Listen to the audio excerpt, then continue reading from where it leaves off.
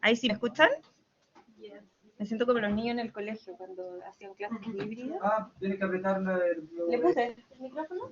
Sí. No, pero para ver los comentarios ahí. Ahí están. Donde está el globito con el número 8. Ahí están, ya. Y ahí si alguien pregunta, puede ir viendo. Muy bien.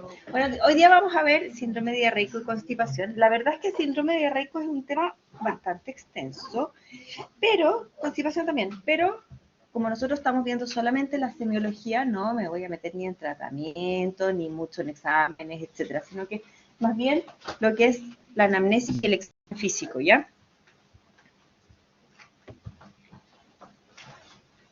Primero que nada, hablar que las diarreas, esto es lo que dice el libro, ¿ya? Que es un peso mayor a 200 gramos en 24 horas. Yo no sé si alguno de ustedes quisiera hacerlo, ¿verdad? De pesar las deposiciones en 24 horas.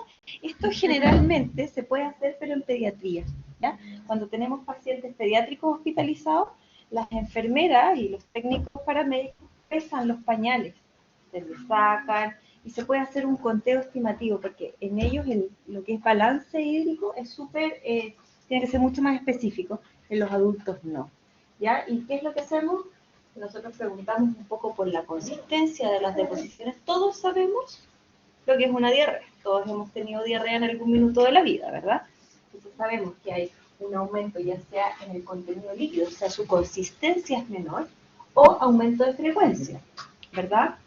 Que se dice más de 3 veces al día. Ojo que hay gente que igual hiperdefeca, no necesariamente siendo algo patológico. Por ejemplo, ¿han escuchado el síndrome del día lunes? No. La gente que es muy ansiosa cuando va a trabajar los días lunes se pone muy nervioso, y el síndrome del día lunes puede ser o constipación o diarrea o ya, pero no necesariamente van a tener un contenido líquido, sino que aumenta las veces que van al baño el día lunes, y se llama síndrome del día lunes, ¿ya? Entonces, ojo con la gente, es súper importante preguntar cuántas veces usted va normalmente al día al baño. Si van una vez al día y ahora está con 4 veces al día, claramente aumentó la frecuencia. Si el paciente en realidad, como buen hombre, digo yo, los hombres son bien buenos para defecar, tienen el reflejo gastrocólico más aumentado, entonces comen y van al baño, ¿ya? Y esto se debe, cuando hablamos de diarrea, por alteración de mecanismos ya sea de absorción del agua o de secreción del agua, ¿ya? Y lo otro que es importante, que constituye un síntoma, no una enfermedad. Por ende, nosotros, como la fiebre, tenemos que tratar la causa de la diarrea, no la diarrea en sí, ¿ya? ¿Cómo la podemos dividir? Según tiempo, aguda, menor a 14 días. Generalmente, las diarreas son autolimitadas, ¿ya? Duran aproximadamente máximo 7 días. Una diarrea común y corriente, que ustedes y todos hemos tenido, 2, 3 días con diarrea si es que, ¿verdad? Ya 7 días de lo agudo, 14 días, la verdad es que ya se nos está prolongando un poco. Entre 15 y 30 es en vía de prolongación. Ya crónica, hablamos cuando hay una diarrea mayor a 30 días, ¿ya? Mayor a un mes. Importante, cuando nosotros nos enfrentamos a un paciente que tiene consulta por diarrea, es importante diagnósticos diferenciales, ¿ya? Por ejemplo, la incontinencia fecal de los adultos mayores, ¿ya? Que tienen un esfínter que es bien hipotónico, y ahí es súper importante en la parte del examen físico del tracto rectal, ¿ya? Pues la pseudodiarrea, por ejemplo, nosotros acá tenemos muchos pacientes que hacen fecalomas. ¿Han escuchado el término fecaloma? Sí. ¿Ya?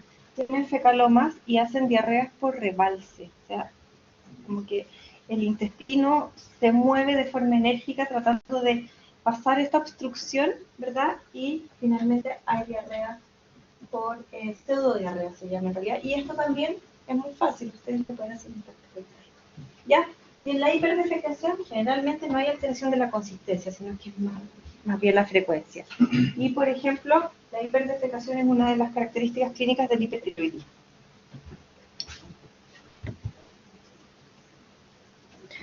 En relación, súper cortito, un poco en la fisiopatología, no sé también, pero vengo para acá. Uno acá, arriba, les voy a mostrar acá. Ahí. Uno ingiere aproximadamente 1,5 litros de agua al día, ¿ya? Asociado a las secreciones gástricas, salivales, pancreáticas, biliares, 7 litros al día, ¿verdad? Entre la ingesta oral y la llegada al intestino delgado, ¿verdad? En el intestino delgado, ¿verdad? Están las vellosías absortivas, ¿verdad? Y las criptas secretoras, ¿verdad? Entonces ahí hay un paso de agua que es un poco bilateral, pero más que nada ahí se secreta, ¿ya? Y a nivel del colon, fíjense la cantidad que llega hasta el colon, que es muchísimo, ¿verdad? El colon es el lugar donde mayormente se absorbe el agua, ¿ya? Es por eso, por ejemplo, si ustedes tienen una resección intestinal y una colostomía o una ileostomía, ¿ya? Y esa gente que anda con la bolsita para afuera, mientras más alto sea el nivel de resección, mayor contenido líquido van a tener las deposiciones, ¿ya? Y, por supuesto, que hay gérmenes que van atacando distintas partes, ¿verdad? Entonces, por ejemplo, tenemos en el intestino delgado, tenemos enterotoxinas que son secretoras. El caso del cólera, ¿ya? Son toxinas preformadas que vienen en la bacteria Vibrio cholera y ustedes se la comen, la toxina sale, invade a la superficie del epitelio. No es una bacteria invasora como tal, ¿verdad? Y provoca alteraciones de la secreción. Entonces, en ese caso está alterada la secreción del agua, hay mayor secreción, ¿ya? Y también está la Escherichia coli ¿quién se acuerda? La enterotoxigénica. La enterotoxigénica también tiene toxina, ¿ya? No invade la mucosa. Eso de la restricción de colon que le hacen, en el fondo esa menor absorción de agua se hace crónica o después el cuerpo lo termina compensando igual. La verdad es que muchas veces lo tienes que manejar con fármacos. Mientras más altas son las resecciones, tienes que manejarlas con fármacos para disminuir la motilidad, como la loperamida, sales que como que absorben un poco el agua, como el Hidrasec, que es un fármaco que se ocupa. ¿Ya?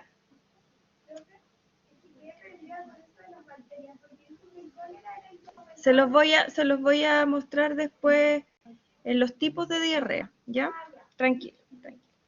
Lo importante es que sepan que puede haber una diarrea, las bacterias o los virus pueden ser que ataquen el intestino y provoquen mayor secreción, que son las diarreas secretoras, o que provoquen alteración de la absorción, ¿ya? Y hay otras que son las diarreas inflamatorias, ¿ya? Que principalmente son estas de acá, la salmonella, el trachigella, el campylobacter, la yersinia, que son enteroinvasoras, invaden el epitelio, y ahí vamos a encontrar algunas características que se las voy a mostrar que se llaman las características patológicas de las deposiciones. ¿Han escuchado eso? Sangre, pus, y el moco también aparece. El moco traduce inflamación, pero ojo que el síndrome de intestino irritable también se puede presentar con moco. ¿Había dicho que las diarreas inflamatorias son las enteroinvasoras? Sí. Gracias. Doctora, Dígame. ¿y las diarreas secretoras eran las que alteraban la absorción? No, aumentan la secreción. Ah, ¿Ya? gracias. Es un poco este dibujito que está acá, pero la idea no es entrar tanto en la fisiopatología, ¿ya? Pero acá se alteran los canales de sodio y, perdón, de cloro y agua, etcétera, ¿ya? Ok, ¿cómo lo podríamos clasificar? Y acá es un poco lo que estábamos hablando antes del mecanismo fisiopatológico, ¿ya? Tenemos una diarrea aguda, la cual puede ser infecciosa, lo más probable. Cuando son agudas, uno siempre tiene que pensar que es algo infeccioso o que sea una diarrea crónica, pero que la estamos pillando al inicio, o que sea, por ejemplo, un fármaco. Pero si nos vamos al caso, por ejemplo, de una diarrea aguda, tenemos la que es no inflamatoria, dentro de las cuales la llamamos acuosa. ¿Por qué? Puede ser acuosa secretora, ¿verdad? Que sea hipersecretora, o por alteración de la absorción. En cambio, tenemos la inflamatoria, que es cuando tenemos gérmenes que son enteroinvasores, que inflaman la mucosa. Acá vamos a encontrar los leucocitos fecales, que son los leucocitos que salen a través del epitelio inflamado, ¿verdad? Leucocitos fecales positivos, por ejemplo. Acá generalmente tenemos deposiciones con sangre, con moco, con pus. Acá, dependiendo si es alto o bajo, vamos a tener las alteraciones típicas de la diarrea, pero generalmente son más bien de colon, ¿ya? Esos son volúmenes de alta frecuencia, pero de bajo volumen asociados a pus y tenesmo, ¿ya? Y generalmente se dan con dolor abdominal, ¿verdad? Y se dan con fiebre, pero con una fiebre mucho más prolongada, porque un cuadro viral también nos puede dar fiebre, ¿ya? Y acá generalmente tenemos esto: Salmonella, Shigella, Escherichia coli, Listeria invasora, la Yersinia, Campylobacter, Clostridium, ¿ya? Cuando hablamos de la no inflamatoria, dijimos que teníamos generalmente la diarrea, insisto, que es secretora, y la que es por alteración de la absorción. Puede ser simple, que es una gastroenteritis aguda, la que conocemos todos, dolor abdominal, hipocólico, náusea, vómito, diarrea, ¿ya? Febril, lo mismo, generalmente es infecciosa, ¿verdad? También puede ser viral, bacteriana, puede ser una ciclospora, por ejemplo, pero es autolimitada, ¿verdad? No tiene elementos patológicos en las deposiciones, ¿ya? Y la coliforme es la típica del cólera, ¿ya? Ustedes no vivieron en la época del cólera, yo la verdad es que tampoco tanto. Me acuerdo cuando era chica hubo como un brote de cólera en Chile y el McDonald's dejó de vender hamburguesas con lechuga. No se podía comer lechuga, no se podía comer nada de mariscos crudos, de verduras crudas que salieron de la tierra, ¿ya? No sé si alguien cacha dónde está San Juan de la Guada. ¿Sí? El San Juan de la Guada era pero en esa época era un canal que no estaba inscrito, ¿ya? Y traían mucho material de población, ¿ya? Y con eso se regaban la mayoría de las lechuguitas que plantaban en Rinconada, Maipú, y que eran muchas de las lechugas que nos comíamos los santiaguinos, ¿ya? Se subió un brote de cólera. Súper importante fue las medidas sanitarias que hicieron en el brote de cólera, porque además disminuyó la hepatitis A, porque el mecanismo es el mismo, ¿ya? Y son muy voluminosas. En el brote de cólera de 1900 y tanto, no cuando yo era chica, sino que mucho antes, la gente se moría deshidratada, ¿ya? Y era tanto así que ponían unas camas con unos como hoyos abajo, como con rejillas, que hacía que los pacientes tuvieran deposiciones hacia abajo, se morían deshidratados. Ok, y acá es un poco para que veamos la etiología, ¿ya?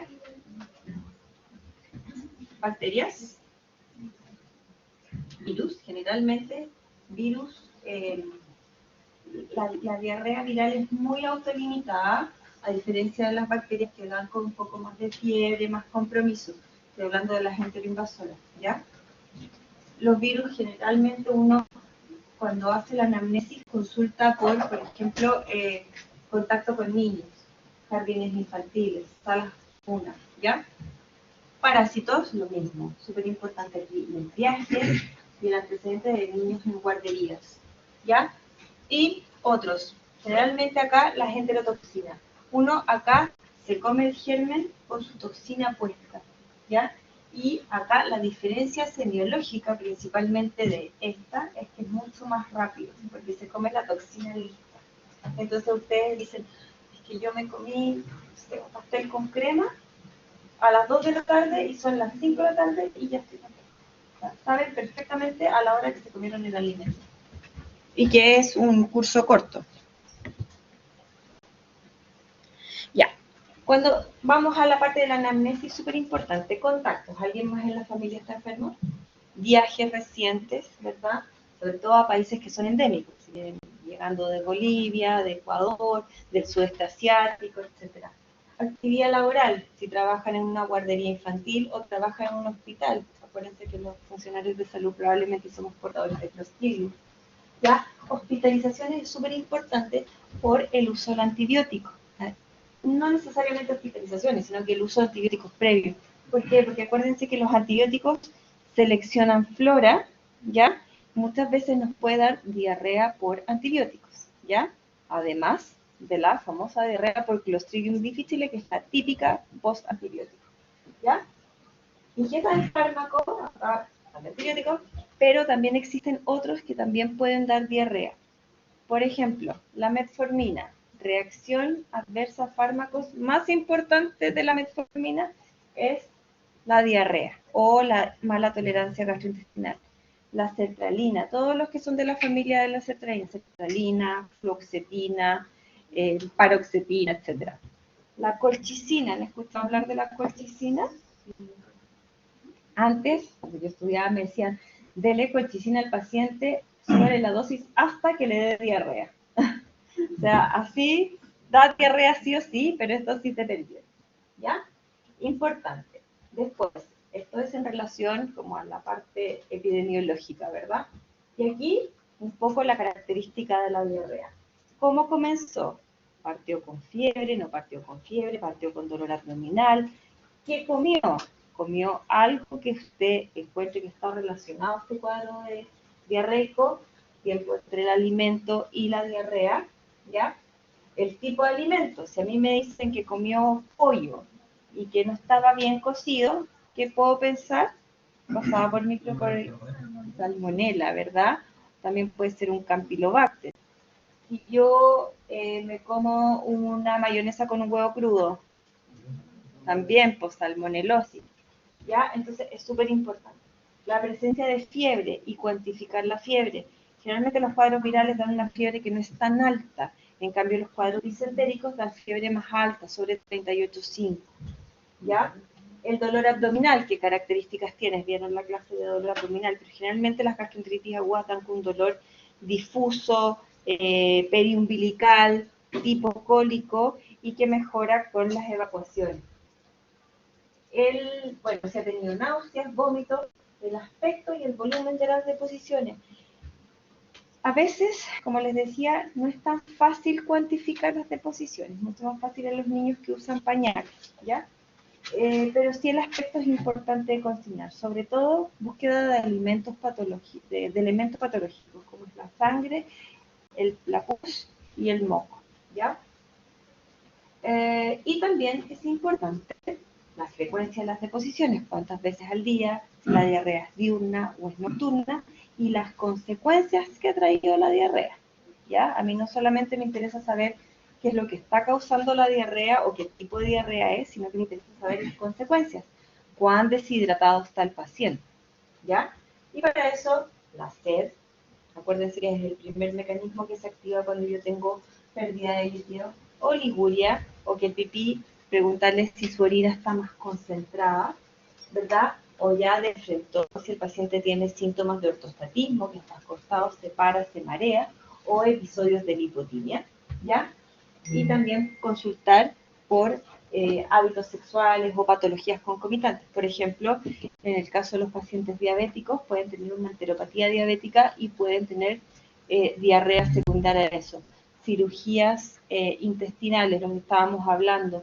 Hay algunas patologías que se llaman síndrome intestino corto, cuando hacen estas resecciones y después los unen, también pueden provocar episodios de diarrea.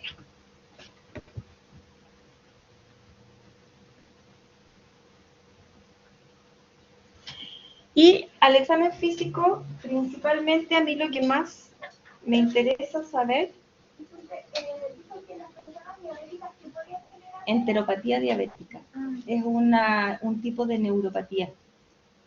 Eso lo vamos a ver cuando veamos semiología de la diabetes. Y al examen físico lo que más me interesa ver, como les decía, era la consecuencia de la diarrea. ¿Cuán deshidratado está mi paciente? porque lo tengo que manejar de alguna forma. Puede llegar un niño muy deshidratado y que requiere hospitalización versus un niño que no está tan deshidratado y yo lo puedo mandar para la casa. Lo mismo que pasa con un adulto, ¿ya? El pulso, paciente taquicárdico, estamos hablando de un paciente que está más deshidratado, temperatura, el turgor de la piel. ¿Han escuchado el signo del pliegue, verdad? Sí. Ya. Ese es súper bueno en los niños, pero vayan a hacer el signo del pliegue a todos los viejitos que tenemos hospitalizados arriba y todos tienen el signo del pliegue positivo. Así que la verdad es que en adultos no sirve tanto, pero sí en niños, igual que las mucosas. Uno también podría tocar la tensión en los globos oculares, pero eso también es como de los niños, ¿ya? Importante, los ruidos hidroaéreos, como lo vimos en la clase, principalmente en un cuadro diarreico se encuentran aumentados, ¿ya? Pero ojo, si es que tienen esta tonalidad media metálica que nos puede estar hablando de una obstrucción intestinal, ¿ya? Puntos sensibles, signo de rebote o irritación peritoneal, ¿verdad? Distensión abdominal, visceromegallas o algún tipo de masa que no sea normal.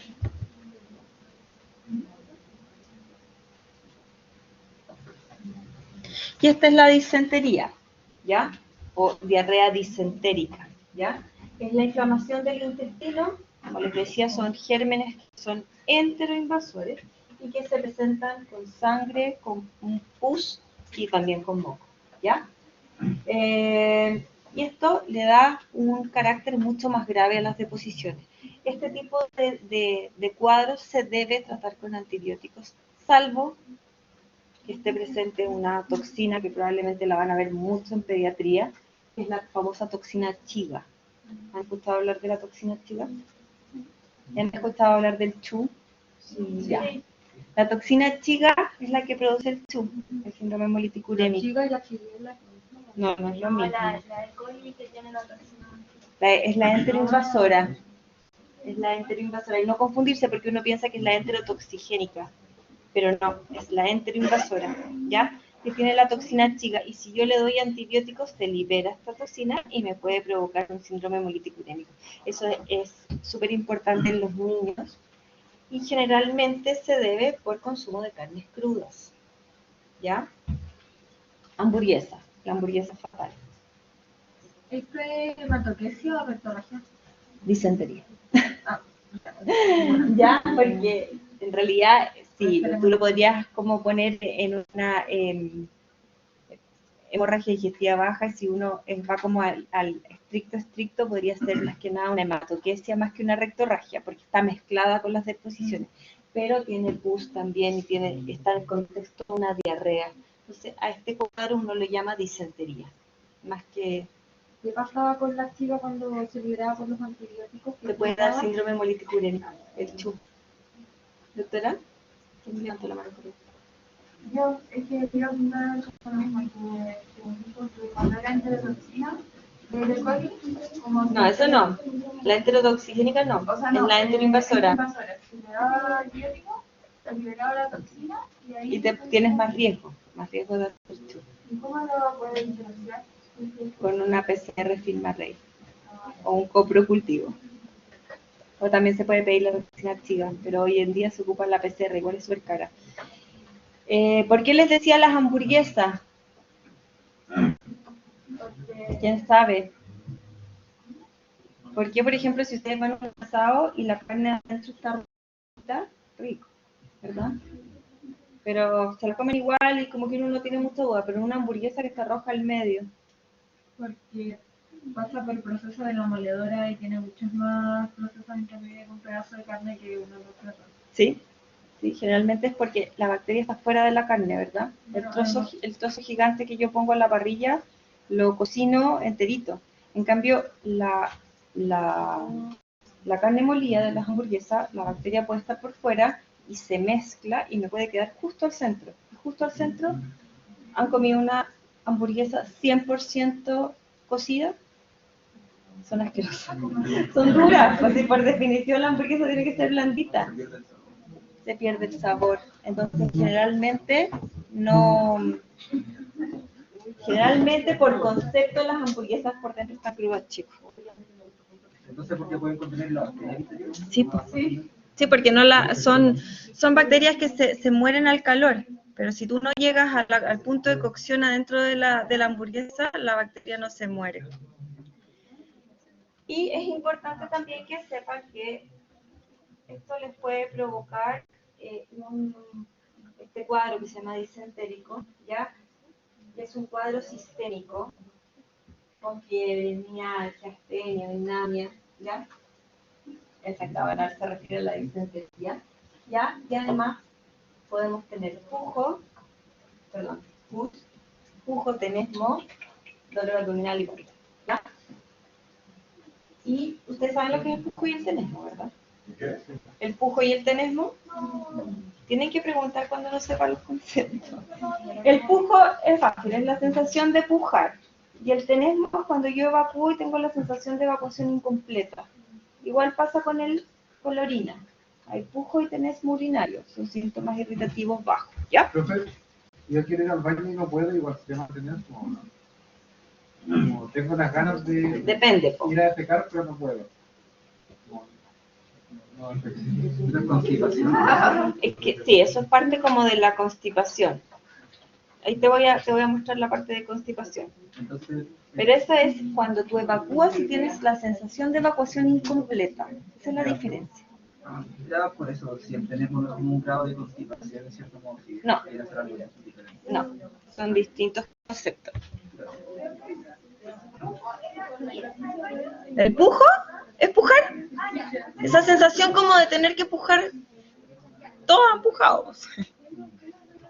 Ya. Como les decía, bueno, lo tienen ustedes en el PowerPoint, lo importante es el grado de deshidratación, ¿ya? Hay deshidratación leve, moderada y severa. La leve a moderada yo lo puedo tratar en la casa si el paciente tiene buena tolerancia oral, en cambio en la deshidratación severa yo tengo que hospitalizar al paciente, ¿ya? ¿Y qué es lo que finalmente yo me fijo en un paciente? El aspecto, si tengo un paciente comprometido con ciencia, versus si tengo un paciente, una guaguita, por ejemplo, que está llorando y tiene lagrimitas, uno dice, bueno, no está tan mal.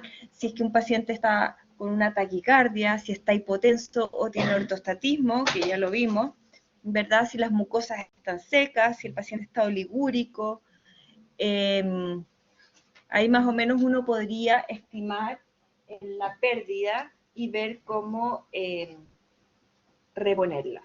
Esto, como les decía, es súper importante en los niños, porque nosotros acá arriba les dejamos un bolo de suero y después les dejamos a 100 cc hora, 120, 80, medio no al ojo, pero con criterios clínicos, pero no es algo tan exacto. En cambio, los pediatras realmente calculan las pérdidas de líquido de los niños, porque si uno los hipervolemiza mucho, los niños no les da para resistir tanto volumen como un adulto, ¿ya?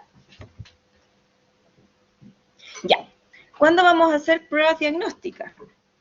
Cuando tengo mayores de 7 posiciones al día, cuando tengo mayor de una semana de evolución, un paciente en los extremos de edad, un niño muy pequeño, un adulto mayor, un gran compromiso del estado general, donde yo pienso que esto es disentérico, hipovolemia asociada, dolor abdominal importante, y yo quiero descartar que no haya otra patología que sea concomitante, por ejemplo, un abdomen agudo, ¿verdad? Uso previo de antibióticos, ¿por qué? Porque voy seleccionando cepas, viajes al extranjero cuando la diarrea es moderada severa, inmunocomprometidos y embarazo. ¿Y qué es lo que voy a pedir? Como les decía, leucocitos fecales. Si son positivos, me hablan de inflamación intestinal. Tiene buena especificidad, pero tiene mala sensibilidad. O sea, me puede salir negativo y tener una inflamación igual. ¿Ya? Ahora tenemos la calprotectina fecal, que es como un leucocito fecal plus, ¿ya? Pero es menos disponible en los servicios de urgencia, generalmente usamos alto los leucocitos fecales. Los coprocultivos es como siempre nosotros cuando queremos tratar de identificar el germen vamos a ver un coprocultivo, pero es súper importante que sepan que el rendimiento de un coprocultivo es súper bajo, ¿ya? Toxina cuando sospecho que el paciente pueda, toxina de lo de Clostridium difficile, cuando sospecho que el paciente pueda tener un Clostridium por antecedentes de uso de antibióticos previos, hospitalizaciones, o que el paciente tenga una diarrea ya más bien en vías de prolongación. Esta es causa de diarrea un poco más prolongada que los cuadros que les comenté. Un copro parasitológico seriado son 3 muestras, ¿ya? Cuando sospecho, por supuesto, que haya parásitos. Antígenos en deposiciones, por ejemplo, el rotavirus. Yo tengo la posibilidad de detectar los antígenos en deposiciones, súper útil en los niños. Más que para tratar el rotavirus como tal, es para identificar un probable brote, ¿ya? Lo usamos mucho también en los pacientes hospitalizados. Si tengo un paciente con rotavirus, lo tengo que aislar 100% porque puedo contagiar al resto de los pacientes. Y como les decía, hasta ahora el PCR FilmArray. Esto es como los exámenes etiológicos básicos, por supuesto que pueden haber muchos más, ¿ya? ¿Y cuándo voy a hospitalizar a un paciente? Cuando el paciente esté séptico o esté choqueado, ¿verdad? Cuando esté deshidratado de forma severa y que no lo logro corregir en el servicio de urgencia o el paciente tiene mala tolerancia oral, ¿ya? Alteraciones de los electrolitos plasmáticos, por ejemplo, que tengan una hipernatremia, una hiponatremia, una hipocalemia, ¿verdad? Deterioro de la función renal, intolerancia oral o un dolor abdominal, como les decía, que el diagnóstico diferencial, por ejemplo, sea un cuadro de abdomen agudo, ¿verdad? O una duda diagnóstica. ¿Y cuándo les voy a dar antibióticos? Y este es el concepto que se van a llevar súper a la pasada, porque estamos recién viendo diarrea, ¿verdad? Pero lo importante que ustedes sepan en términos de manejo de la diarrea, para cuando algún familiar les pregunta, oye, estoy con diarrea hace 2 días, ¿tomo antibióticos? Ustedes le van a decir que no. ¿Ya? Las diarreas no se tratan con antibióticos, salvo, ¿ya? Porque generalmente son autolimitadas, ¿ya? Pero hay algunas condiciones que efectivamente nos dicen, ya, bueno, trátelo con antibióticos. Pero de regla, sí, como de primera instancia, las diarreas no se tratan con antibióticos. Hay que establecer bien un poco la causa, la temporalidad y las consecuencias que tenga en el individuo. Dudas de diarrea aguda.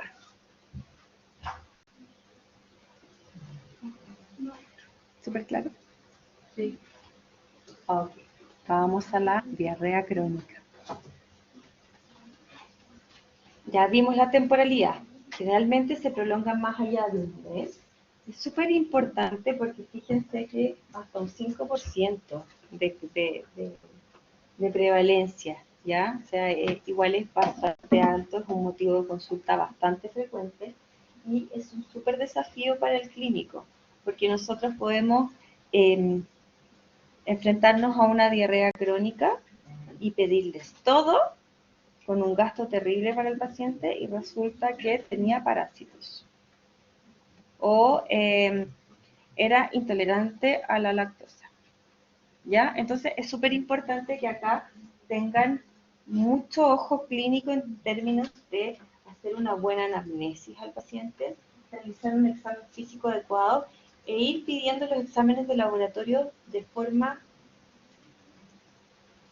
paso a paso y jerarquizando, ¿ya? Dependiendo de lo que vamos encontrando en nuestra anamnesis y examen físico. Aquí me pregunta la Mariana si la chiga es una enterotoxina. Es una toxina, sí. Es la toxina que se presenta, puede estar en la Yersinia y también puede estar en la Escherichia coli enterohemorrágica o enteroinvasora. La chiga, la toxina chiga que preguntaron acá. Ya. ¿Cómo vamos a enfrentarnos a un paciente que viene a su consulta y le dice, vengo porque tengo diarrea hace 45 días? ¿Ya? Primero que nada, ver si el paciente efectivamente tiene diarrea. Porque, como les decía antes, puede ser una hiperdefecación y lo que ustedes le tienen que pedir son pruebas tiroideas porque puede tener un hipertiroidismo. ¿Ya? Buscar medicamentos que causen diarrea. Algunos medicamentos que pueden ser, por ejemplo, anorexígenos, en el caso de los hombres y las mujeres que quieran bajar de peso, como les decía antes, los medicamentos para cuadros depresivos o ansiosos, como la sertralina, la paroxetina, etcétera. El uso de laxantes. La gente a veces quiere bajar de peso, piensa que el laxante es un buen mecanismo y muchas veces cuando va con esa doble intención, la gente no se los va a contar de buenas a primeras. Algunas hierbas, ¿han escuchado la alejandrina y la, ¿cómo se llama la otra? Eran dos. Alejandrita, creo. No me acuerdo, pero lo venden en las ferias, son una hojita. Son terribles. Yo no sé si tienen algún familiar porque se ocupa como bastante, la gente lo ocupa bastante. Y son, o sea, son purgantes. ¿En serio? Súper. Yo les puedo decir porque mi nana toma el tecito de la cosa. El problema es que uno genera tolerancia. Sí, son dos hojitas que las meten en un tecito y uno dice, bueno, ¿y qué más te puede hacer esto? Un día le dije, ¿me podéis dar? Me quería morir. Fue como una especie de preparación para una colonoscopia. Se mueren. Pero a la doctora Faich le llegó un paciente al intermedio con un megacolon tóxico, una dilatación gigantesca, porque se empiezan a acostumbrar y empiezan a subir las dosis. Y con unas alteraciones, creo que no fue un megacolon tóxico, llegó con una hipocalemia severa que no se podía revertir. ¿Cómo podemos diferenciar una hiperventilación de diarrea en el servicio de urgencia? O sea, estamos hablando primero que nada que esto es una diarrea crónica. Entonces, generalmente las diarreas crónicas no te van a llegar al servicio de urgencia. Las diarreas agudas sí. Las diarreas crónicas te van a llegar a la consulta, al CESPAM, etc. Y ahí, por la anamnesis, nomás preguntándole sobre todo las consistencias. Ya hay ciertas preguntas en diarrea crónica que tienen que ir sí o sí. Se las voy a mostrar. ¿Qué es purgante? ¿Purgante? Un laxante potente. Pero, ¿para qué lo toman? Porque son constipados. Ah, ya. Son constipados y lo usan como laxante. Lo usan Las hierbas. las hierbitas estas. No, Pero a ¿por qué ver, hacen tan mal? Como... porque no es que haga mal, hay gente que lo toma toda la vida, pero produce acostumbramiento, entonces después tú tienes que ir subiendo la concentración del tecito. Igual yo había escuchado que ese tipo de cosas como que mataban la flora. No sé estas hierbitas, ¿ya? Pero ¿qué pasa con la gente que toma, por ejemplo, medicamentos para acelerar el metabolismo? He escuchado, por ejemplo, a gente que toma magnesio, eso va a crear tolerancia. Como para... No, magnesio como laxante, No como el laxante, sino como acelerador del metabolismo, sí, como... no lo había escuchado, pero por ejemplo, hablo de la fentermina, en su tiempo la sibutramina, los medicamentos para el déficit atencional, todos los derivados de la anfetamina que aumentan el metabolismo. Generalmente ahí no va diarrea, va más bien hiperdefecación. ¿Ya? ¿Y pasa con todos los laxantes? No, hay distintos tipos de laxantes. ¿Y sucede eso como dependencia que después, si uno no toma, por ejemplo, de son Cirulax, no puede ir al baño? Sí. Ya. Hay que diferenciar entre una diarrea aguda y una diarrea crónica. Es importante evaluar la localización anatómica por las características. Todos los vamos a conversar. Y categorizar la diarrea, ¿ya? Y también considerar la diarrea facticia, que es la gente que dice que tiene diarrea y en verdad no es diarrea, o que toma laxantes de forma escondida, o las hierbitas, ¿ya? Las famosas hierbitas de la Janet.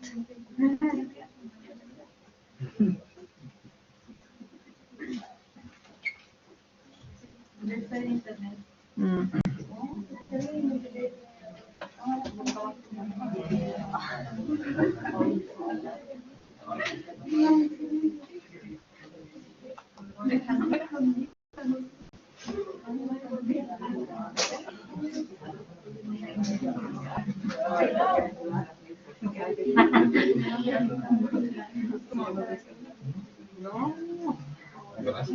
¿Qué hacemos, doctor? ¿Usted es el...? No sé. No se carga, parece.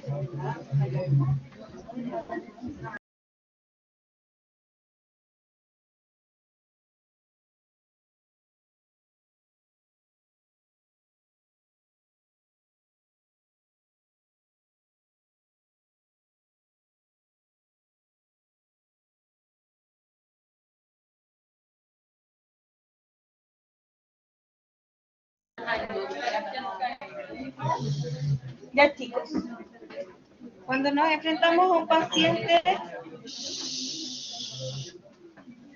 que viene por diarrea crónica, es súper importante la edad del paciente, ¿ya? En un adulto mayor, por ejemplo, la colitis microscópica, la colitis isquémica, el cáncer, el uso de laxantes, los fármacos, como les mencionaba antes, la colchicina para la gota, la metformina, o esta alteración diabética, la enteropatía diabética que yo también les mencionaba. En cambio, en un adulto joven, el síndrome de intestino irritable la lleva por lejos, ¿verdad? Pero ojo que también podemos tener enfermedad inflamatoria intestinal, linfoma, alergia alimentaria, intolerancia a la lactosa, etc. O parásitos. Lo que les decía de la localización anatómica. Si está afectado el intestino delgado, finalmente van a ser heces mucho más voluminosas, ¿ya? Más de 1 litro al día, dolor periumbilical, o también se podría irradiar a la fosa ilíaca derecha. En cambio, si la alteración es de intestino grueso y del recto, puede tener mucho menos de 1 litro, va a ser menos voluminosa, pero mayor frecuencia, y se va a acompañar de pujo, tenesmo, urgencia rectal, esa sensación de tener que ir rápido al baño, ¿ya? Puede tener sangre, pus, dolor en hipogastrio o en la fosa ilíaca izquierda, ¿ya? Esto es también de lo más importante que ustedes tienen que saber. Síntomas y signos de alarma en una diarrea crónica. Porque acá tenemos dos diagnósticos diferenciales gigantescos. La diarrea funcional, ¿saben lo que significa que es funcional? El síndrome de intestino irritable. ¿Ya? Yo creo que hay una base fisiopatológica debajo de eso, todavía no se conoce, pero tiene mucho que ver con, con el estado emocional del paciente, con el nivel de estrés, ¿verdad? Etcétera. ¿Ya? Y mal que mal, un colon irritable nos va a hacer pasar muy malos ratos, pero no nos va a poner en riesgo la vida. En cambio, una diarrea crónica orgánica, sí. ¿Ya? Bueno, mi mamá tenía diarrea crónica y le echaba la culpa a la metformina porque no se quería estudiar. Dejaba de tomar metformina, igual le da diarrea, después le echaba la culpa al ají, después le echaba la culpa al café. Y mamá, tienes que ir. Que los papás, cuando ustedes sean médicos y sus papás, son súper porfiados con ustedes. ¿Sí? Siempre a sus papás derívenlos a un colega, ¿ya? Hasta que le dio una diarrea de la vida, se deshidrató, o sea, tenía una diarrea crónica reagudizada por un cuadro infeccioso. Y resultó ser celíaca. Empezó a comer sin gluten y le cambió la vida. ¿Ya? Entonces es súper importante. ¿Y qué otra cosa es importante? Diarrea nocturna. Generalmente, los que aquí sufren intestino irritable, la diarrea es diurna, ¿ya? Pero cuando yo tengo síntomas nocturnos, tengo baja de peso, tengo exámenes de laboratorio que tengo anemia, tengo sudoración nocturna, tengo sangre o pus en las deposiciones, uno dice, bueno, pero eso no es de intestino irritable, ¿verdad? O alguna masa abdominal, ojo, ¿ya? Esos son banderas rojas en diarrea. Les va a perseguir hasta que se titule. Importante, antecedentes personales. Por ejemplo, yo tengo un hipotiroidismo autoinmune. Tengo mayor riesgo de ser celíaco. O tengo diabetes tipo 1. La diabetes tipo 1 con los celíacos tienen harto riesgo de padecer las dos enfermedades. Lo mismo pasa, por ejemplo, con la cirrosis biliar primaria y las enfermedades inflamatorias intestinales, ¿ya? Entonces, antecedentes personales de autoinmunidad. Antecedentes personales, por ejemplo, de diabetes, como les decía yo, la enteropatía diabética. Cirugías, resecciones intestinales. Por ejemplo, ¿han escuchado la diarrea secundaria a la mala absorción de los ácidos biliares? ¿No? Los pacientes que son colecistectomizados, que les sacan la vesícula, ya no tienen este saquito que va a guardar el ácido biliar y que cuando uno come lo suelta, ¿ya? Entonces va a caer las sales biliares desde el hígado directamente y esas sales biliares no se reabsorben a nivel del intestino. y generan un poder osmóticamente activo, ¿ya? Y provocan diarrea crónica por mala absorción de sales biliares. Es importante también preguntar eso, ¿ya? Antecedentes familiares de enfermedad inflamatoria intestinal, de cáncer, ¿ya? El tipo de alimentación que lleva el paciente es súper importante. Por ejemplo, si yo tomo una gran carga de solutos, ¿ya? Como es, por ejemplo, la lactulosa, que es un laxante, ¿ya? Voy a generar esta carga osmóticamente activa a nivel del colon y el agua va a tender a irse al colon y voy a tener deposiciones con más agua. También, por ejemplo, la típica señora que es intolerante a la lactosa, yo me acuerdo cuando era interna en el Padre Hurtado y les daban té con leche. Y todas las señoras tenían diarrea, porque en la casa no tomaban leche. Eran intolerantes a la lactosa. Había que dejarle régimen sin lactosa, ¿ya? También de repente hay sobrecrecimiento bacteriano, eso se puede ver por otros exámenes, pero también puede ser una causa de diarrea crónica. Fármacos, drogas y tóxicos, eso un poco lo conversamos. ¿Y cómo uno la va a clasificar un poco en términos de diferenciar los tipos de diarrea y hacer una aproximación diagnóstica? Porque, insisto, le podemos pedir de todo, colonoscopia a todos los pacientes. Acuosa, la cual puede ser osmótica o secretora. Y que atraen agua. Secretora, al revés. Una diarrea grasa. ¿Cómo se llama la diarrea? La deposición que es grasa. Esteatorrea, ¿verdad? Y esto puede ser ya sea por mala absorción, por ejemplo, una insuficiencia pancreática, o por una maldigestión. Inflamatoria. Y cuando hablamos de inflamatoria en diarrea crónica, principalmente nos vamos a la enfermedad inflamatoria intestinal y infecciones de las que son más prolongadas, está el Clostridium y los parásitos, ¿ya? La colitis isquémica y la neoplasia. Y alteraciones de la motilidad. Esos son como los 4 grandes clasificaciones que nosotros tenemos en diarrea.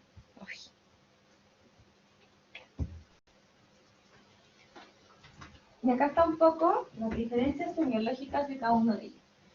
La osmótica, la gran característica que tiene es que cede con el ayuno. Obvio, dejé de comer esta sustancia osmóticamente activa, entonces cede con el ayuno. Las heces no son tan voluminosas porque no es una diarrea secretora, ¿ya? Y bueno, hay un tema de la osmolaridad fecal, ¿verdad? Y del sodio fecal. Generalmente no se hace mucho sodio, ¿ya? La secretora generalmente es por alteración del epitelio que secreta agua hacia el lumen. Y la diferencia es que no se con el ayuno y que son heces mucho más voluminosas y más acuosas, ¿ya? La alteración de la motilidad es lo que antes le llamaban el síndrome irritable, que se pensaba que solamente era diarrea. Que tenéis colon irritable, entonces tenéis mayor peristaltismo. Pero hoy día se sabe que el colon irritable tiene un componente de constipación y de diarrea, ¿ya? Y generalmente funciona. La inflamatoria es cuando tenemos pérdida de la integridad de la mucosa con inflamación secundaria. Tenemos leucocitos fecales, tenemos este cuadro disentérico y persiste a pesar del ayuno, ¿ya? Y la grasa, ya les había dicho que es cuando hay alteración de la absorción y se presenta como esteatorrea o las heces flotan, son malolientes, tienen un olor rancio, el baño queda como con un halo aceitoso, etc. ¿Ya? Hay fármacos que provocan esteatorrea. Hay uno muy conocido para bajar de peso, ¿lo conocen? Se llama, no sé, Oristat.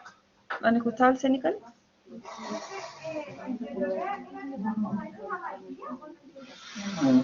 Sí, son amarillas, pero son aceitosas. Son amarillas, pero son como gotitas de aceite. Y se ve, pues si en el agua del baño se ve como la diferencia. ¿Ya? Y acá un poco son las causas de... Ustedes tienen el PowerPoint porque se ve pésimo. pero las causas de diarrea crónica según ubicación, si es de origen de intestino delgado, de intestino grueso, de origen pancreático, sistema endocrino u otros, ¿ya?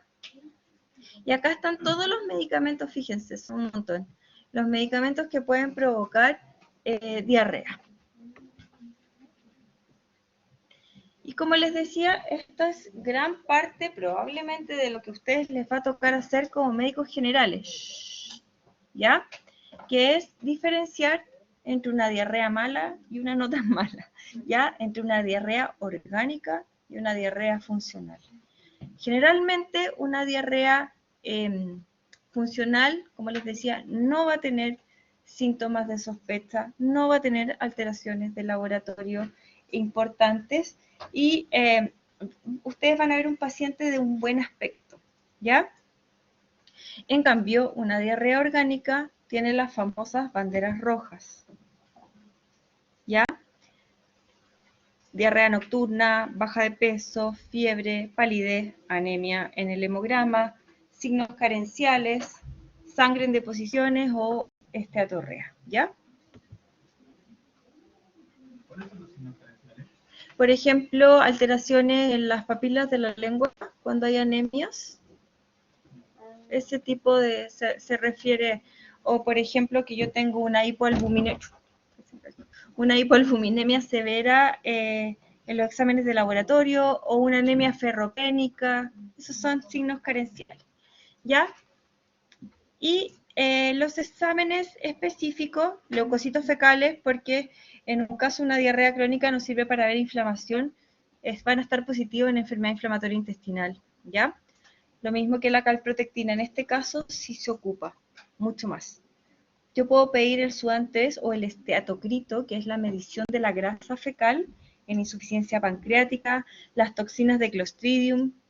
Generalmente, como les decía, el pH fecal y ese tipo de exámenes no son tan recurrentes de solicitar, pero existen, ¿ya? La brecha osmótica en deposiciones para ver si esta es osmótica o es secretora, algunas tinciones especiales en pacientes inmunosuprimidos que pueden presentarse cuadros infecciosos como diarreas crónicas, ¿ya? Endoscopía, la endoscopía ¿por qué uno haría una endoscopía digestiva alta? ¿En diarrea? ¿No? ¿En diarrea? ¿Por qué haríamos una endoscopía en diarrea? Una endoscopía digestiva alta. No, pues acuérdense de dónde viene la diarrea.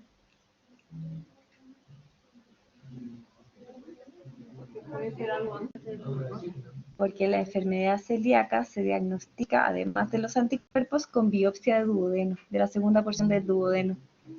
¿Ya? Y colonoscopías, si es que encuentro un tumor, le tomo biopsia al tumor, y si no, le puedo tomar biopsias escalonadas, ¿ya? Y con imágenes. Ya. ¿Cuánto nos queda? 10 diapos. ¿Dudas en diarrea crónica?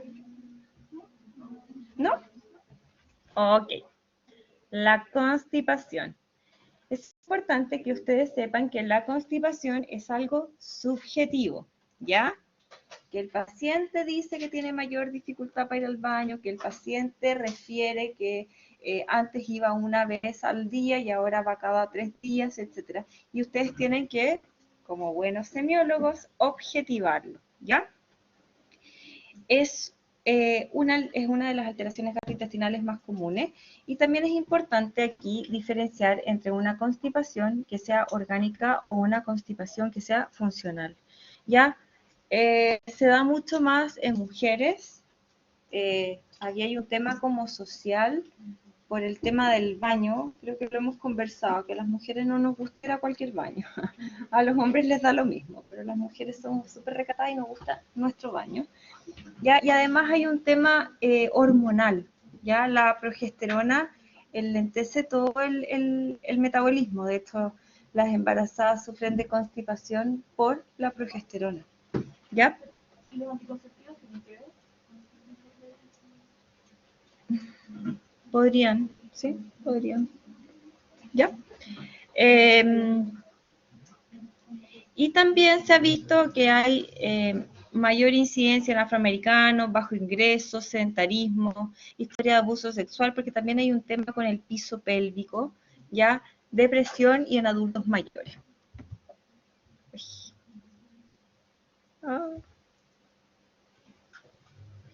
¿Ya?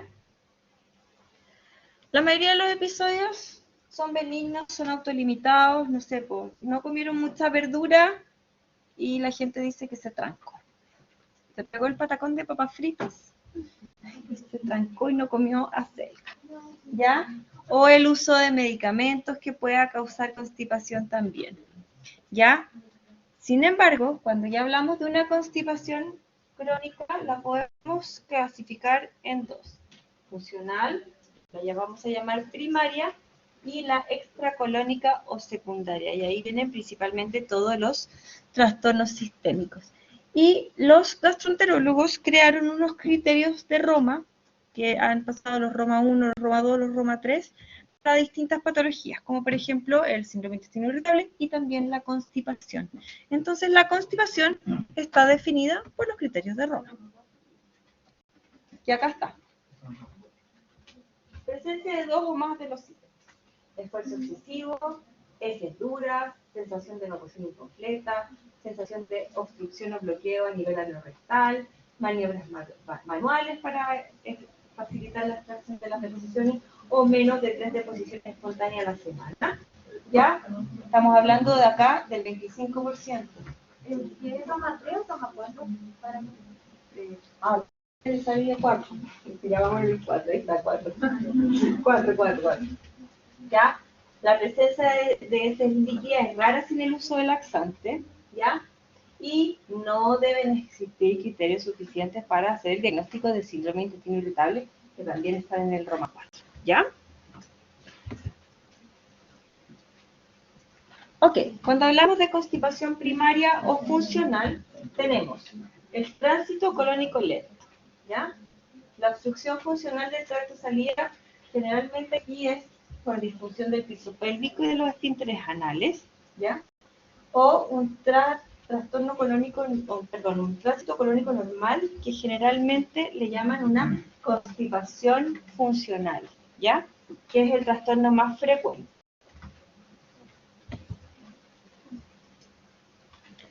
Ok, tránsito lento se define como el retardo del paso de la materia fecal por el colon.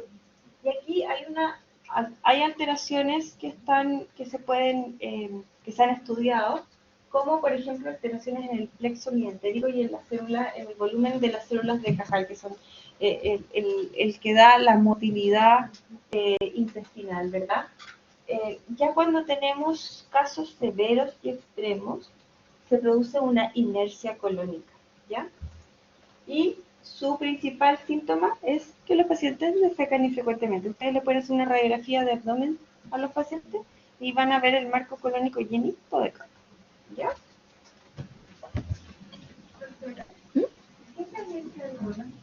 La inercia es que se deja de mover, ¿ya? Sí, lo que pasa es que el ilio es más alto. ¿Ya? Ya. La disfunción del piso pélvico tiene que ver con una incoordinación de los músculos, porque para poder defecar existen, ¿se acuerdan que llega el estímulo que es involuntario, pero después hay una parte que es voluntaria, hay un tema de relajación y contracción, etc. ¿Ya? Entonces puede haber falla de la relajación de los músculos rectales y contracción paradojal del esfínter anal, ¿verdad? Con una motilidad de colon que puede estar normal, porque esto estamos hablando a nivel de piso pélvico, ¿ya? Y el principal síntoma que refieren los pacientes es que necesitan hacer un gran esfuerzo para expulsar las deposiciones, ¿ya? El problema de esto... Una consulta, ¿ese gran esfuerzo no puede generar hemorroides? Eso es lo que quería decir.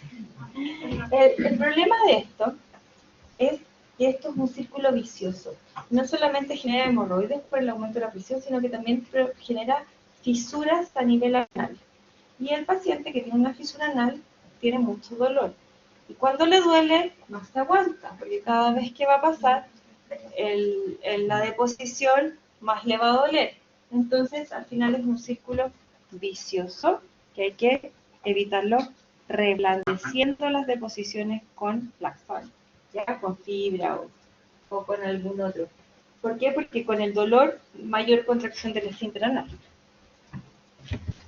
Además de tener constipación, los síntomas que pueden manifestar los pacientes, por ejemplo, que al limpiarse pueden tener poquito de sangre o que caen gotas de sangre en el baño, ¿ya? Y la constipación secundaria. Dietas, fármacos, endocrina metabólica, alteraciones neurológicas en los pacientes postrados y enfermedades sistémicas. Si hay, o sea, fisuras y heridas, ¿no sería como muy fácil que se infecten con algo? ¿Por qué esto pasa? O... Yo creo que porque el sistema inmune es muy power. Sí, porque en general, claro, ahí está la salida de las deposiciones, está súper colonizado de bacterias y todo. Pero no es, se pueden infectar, pero no es lo más frecuente. Doctora, si uno tiene, por ejemplo, una hipocalemia, ¿sería primaria o secundaria? Sería secundaria.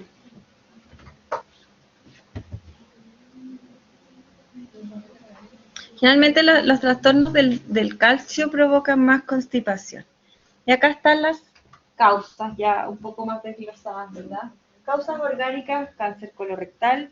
Típica pregunta que uno le hace en la anamnesis a un paciente de que el paciente si tiene cambio en su hábito intestinal, ¿ya? Eso es muy orientador a un cáncer. O algún tipo de masa o algún tipo de estenosis secundaria a la cirugía. Endocrina metabólica en el hábito intestinal, ¿ya? ¿Esto en todo, principalmente adultos? O sea, son preguntas que uno siempre les hace. Sí, o sea, pero a lo que voy yo es que si, por ejemplo, le hago esta misma anamnesia a un paciente de 20 años, No. ¿también estaría en cáncer de...? No, generalmente, 20 años con cáncer de colon, muy mala suerte. Serán pacientes mayores, ¿ya? Diabetes, hipotiroidismo, hipercalcemia, insuficiencia renal. Neurológicas, aquí todo lo que el paciente haga que esté medio postrado, ¿verdad? Injuria a la médula, Parkinson, esclerosis múltiple, neuropatía autonómica y acá incluimos a los diabéticos, ¿ya? Miogénica, distrofia miotónica, dermatomiositis, etc. Alteraciones anorrectales que, como les decía, puede partir como un cuadro funcional, pero en la medida que esto se va metiendo en el círculo vicioso ya voy a tener una causa orgánica de la constipación. Y fármacos, súper importante los opioides, porque en los adultos mayores se ocupa N para el dolor. Como no podemos usar antiinflamatorios de forma crónica, nosotros tendemos a dejar el tramadol, ¿lo han escuchado? El tramadol, o los parches, o etcétera, y gran problema, siempre que dejen tramadol, dejen lactulosa o algún otro lácteo. ¿Ya? Y la dieta con baja ingesta de fibra, y ojo, también con baja ingesta de agua. ¿Ya? La mayoría de las consultas es por constipación primaria. Importante, el rango de malignidad generalmente es 2 años. ¿A qué se refiere con esto? Si yo tengo una colonoscopia normal, tengo un rango para que se me malignice algo y me aparezca algo nuevo de 2 años. ¿Ya? Y es importante en nuestra análisis edad, porque obviamente va a depender, como les dije en un principio, de la edad de los pacientes, dónde yo me estoy moviendo, en qué escenario. El sexo, las mujeres tenemos más riesgo. Actividad física, pacientes más sedentarios son más constipados. Los hábitos, los usos de medicamentos, historia psiquiátrica, neurológica. Ojo con la historia obstétrica en las mujeres, ¿ya? Partos normales, partos con forceps, ¿ya? Edad de comienzo, si tiene dolor, si tiene sangre y si hay síntomas de. Y tienes que clasificar las deposiciones según la escala de Bristol. ¿La han escuchado? Sí. Y siempre que vean un paciente con constipación, tienen que evaluar la zona perianal y hacerle un tacto rectal al paciente. ¿Ya? Y acá está la escala de Bristol. ¿Ya? aquí está desde diarrea importante hasta estreñimiento importante, ¿ya? ¿Y cuáles son los signos de alarma? Que también se los voy a preguntar siempre, y al igual que los de diarrea aguda, cambio en el hábito, sangre, anemia, antecedentes de cáncer de colon, ya sea propio o familiar, dolor abdominal. ¿Qué voy a pedir? Como estudio inicial, un laboratorio básico, un hemograma para ver si hay anemia, si hay ferropenia, ¿verdad? Hormonas tiroideas, niveles de calcio, ¿ya? Y para evaluar ya estructura de colon, puedo pedir imágenes, por ejemplo, un escáner. Bueno, y ahí hay una serie de imágenes que podemos utilizar para tener una clase de eso, ¿ya? Pero para ver el colon por dentro, poder tomar biopsias, desde está la colonoscopía, la rectosigmoidoscopía, ¿ya? Etcétera. Y es importante que ustedes sepan que no a todos los pacientes constipados se les pide colonoscopía, ¿ya? Pero sí se recomienda como screening de cáncer de colon rectal ya en los pacientes de 50 años o que presenten signos de alarma o antecedentes familiares. ¿Sí? Si el papá de alguno de ustedes tuvo un cáncer de colon a los 55 años, ustedes tienen que hacer 10 años antes la colonoscopia, ¿ya? Entonces, ojo, que no es necesario como estudio en todos los casos de constipación, pero sí se recomienda en esta población.